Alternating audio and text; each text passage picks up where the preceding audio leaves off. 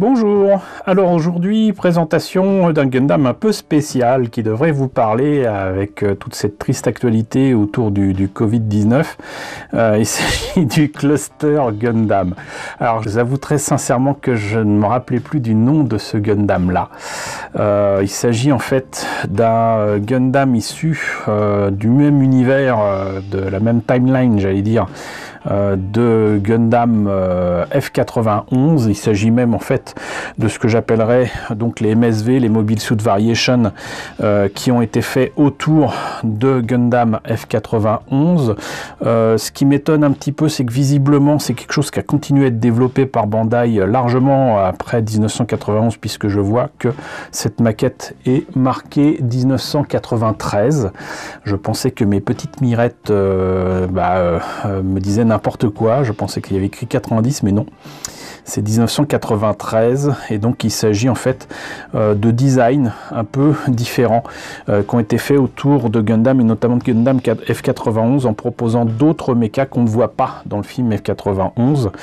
Parfois des variations autour de mechas existants dans F91, mais voilà, donc il s'agit du Cluster Gundam, le F90Y.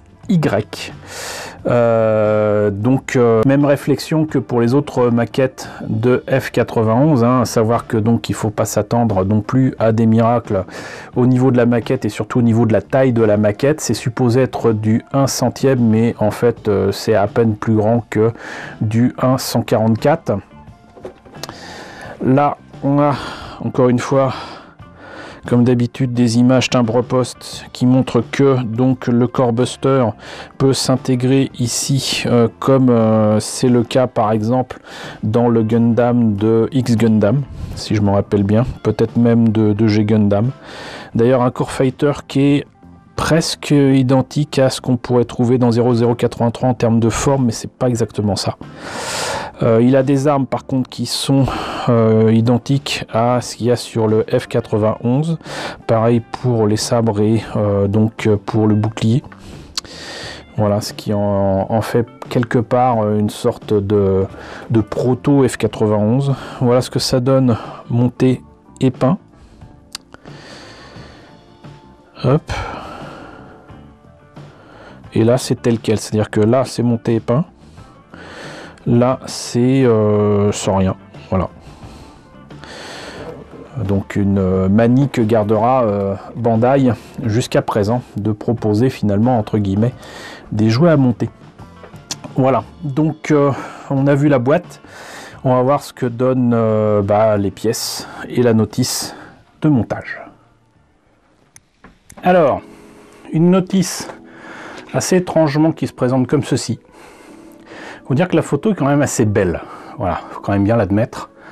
Ce modèle monté et peint avec un petit effet de lumière derrière, vraiment très sympa. Là, on a tout ce qu'il y a à savoir sur donc ce mecha, donc le Cluster Gundam F90Y.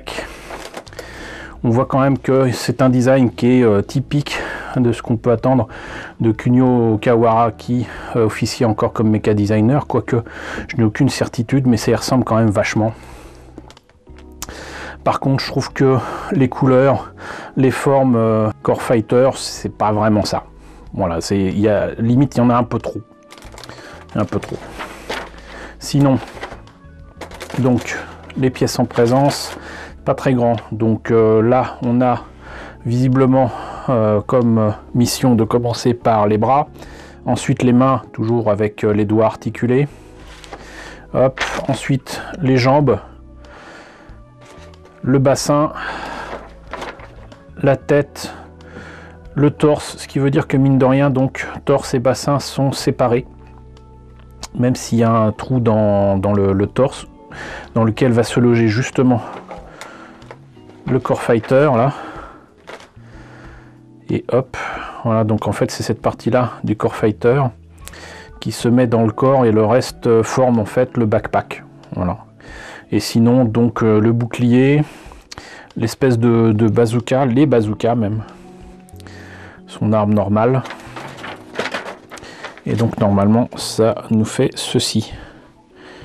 Il n'est pas vilain en soi, hein. C'est juste qu'encore une fois, on le voit pas dans le film et que je trouve à la fois trop coloré et avec des formes qui ne servent pas à grand chose. Pour les pièces, alors je sais pas si c'est vraiment utile de vous les sortir des sachets, ça fait un peu de bruit, je suis désolé, mais là vous avez donc la grappe à la Bandai avec des pièces transparentes, y compris pour le Core Fighter, dont le cockpit du coup est vert transparent. Ça c'est pas terrible comme idée. Voilà, là vous avez la tête, une partie des armes, etc. Là vous avez donc des autocollants qu'il faisait déjà, donc à partir de Dragonheart, qui est une autre licence de Bandai, mais des autocollants qui sont pas terribles, hein, franchement.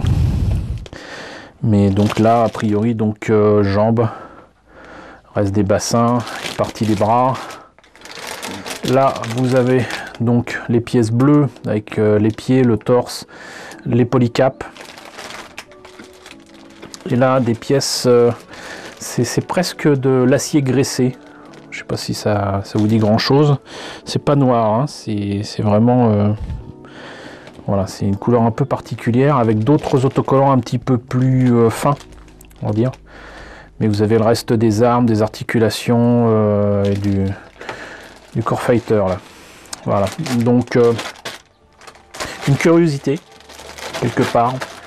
Voilà, avec Bandai qui était sûr de son coup avec le film F91, alors qu'en 93 tout le monde ne jurait que par 0083 et il proposait justement des maquettes pas terribles du tout autour de 0083, c'est à n'y rien comprendre. Voilà, écoutez, c'était une rapide présentation de ce cluster Gundam F90Y au 1/100e. Voilà, je ne pense pas qu'il ait été réédité depuis, mais donc dites-moi toujours si ça vous a intéressé dans la section commentaires. N'hésitez pas à liker, c'est très important. N'hésitez pas à partager, n'hésitez pas à vous abonner si ce n'est pas déjà le cas. Coucou aux nombreux abonnés qui nous ont rejoints ces derniers temps. Bienvenue ici. Coucou aux grands anciens qui me suivent depuis 5 ans. Merci à tous de votre fidélité, merci à tous de votre soutien sur Tipeee et sur Paypal. Surtout, prenez soin de vous. Je vous laisse avec la liste des contributeurs de la chaîne. Je vous dis à très bientôt pour la présentation d'un nouveau kit Gundam F91.